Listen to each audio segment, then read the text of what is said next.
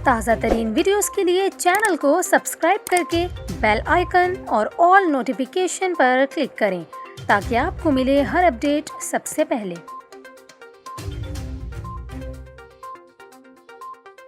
और अभी आपको बताएं, एडमिनिस्ट्रेटर कराची मुर्तज़ा वहाब ने शहर में कोरोना के बढ़ते हुए केसेस पर तशवीश का इजहार किया है और शहरियों को सख्त फैसलों से खबरदार कर दिया।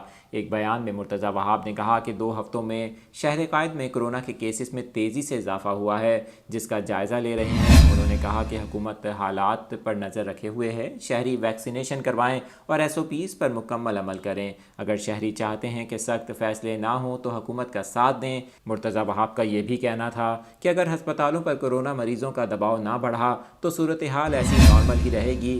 ताहम हुकूमत ज़मीनी हक़ाइक़ देखते हुए आइंदा के फ़ैसले करेगी।